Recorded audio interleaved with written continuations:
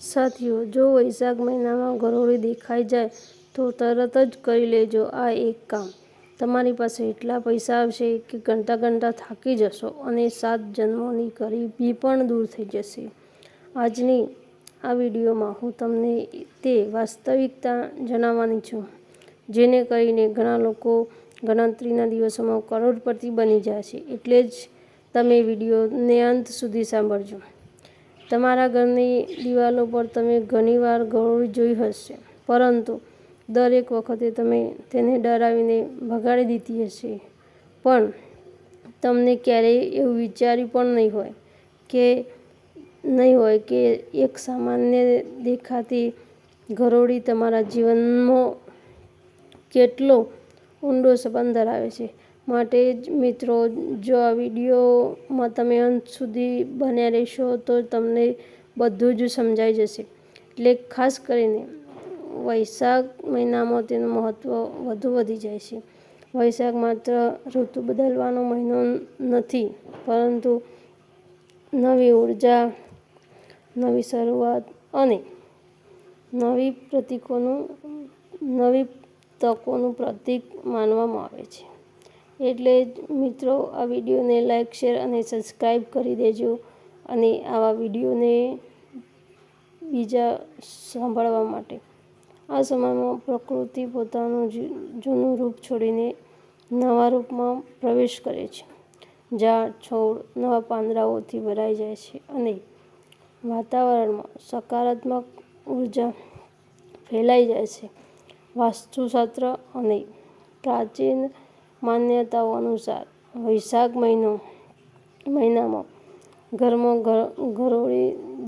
ગરોળીનું દેખાવું એક વિશેષ સંકેત માનવામાં આવે છે. તે તમારા જીવનમાં આવનારા બદલાવનો ઇશારો હોઈ શકે છે.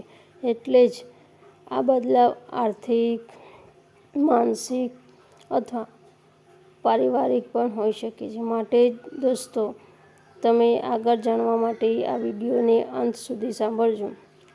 ઘણા લોકો ગરોળીને માતા લક્ષ્મીનું પ્રતીક માને છે. કહેવાય છે કે જ્યાં સકારાત્મક ઉર્જાનો પ્રવાહ હોય છે, ત્યાં ગરોળી વધુ જોવા મળે છે. એટલે જ જો તમારા ઘરમાં તમને ગરોળી દેખાય તો તેને ભગાડવી નહીં કે મારવી નહીં. ભૂલ ક્યારેય ન કરશો. જ્યારે પણ વૈશાખ મહિનામાં તમને ગરોળી દેખાય ત્યારે સૌથી પહેલાં શાંત થઈ જશો અને ડરવાનું નથી. મનમાં ભાવ રાખજો કે આ તમારા જીવનમાં શુભ સંકેત લઈને આવી છે. ત્યારબાદ મનમાં ચૂપચાપ પ્રાર્થના કરજો કે મારા જીવનની બધી જ નકારાત્મકતા દૂર થઈ જાય અને મારા ઘરમાં સુખ સમૃદ્ધિનું આગમન થાય. પછી થોડા અખંડ ચોખા અને હાથમાં લો અને મનમાં પોતાની ઈચ્છા બોલો. ત્યારબાદ તે ચોખા કોઈ છોડમાં અથવા સાફ જગ્યાએ મૂકી દો. આગળ વિડીયો અંત સુધી સાંભળવા તમે વિડીયોમાં બને રહેજો. આ ઉપાય વિશ્વાસ અને સકારાત્મક ભાવનાથી કરવો ખૂબ જ જરૂરી છે. જો તે સમયે ચોખા ન હોય તો પોતાના જમણા હાથને હળવેથી માથા પર મૂકી રાખીને મનમાં કહો, મારી બધી પરેશાનીઓ દૂર થઈ જાય અને મારા જીવનમાં સુખ સમૃદ્ધિ આવે.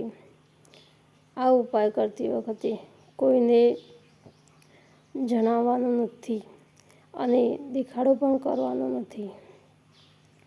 એટલે જ દોસ્તો, આ વિડીયોને અંત સુધી સાંભળજો.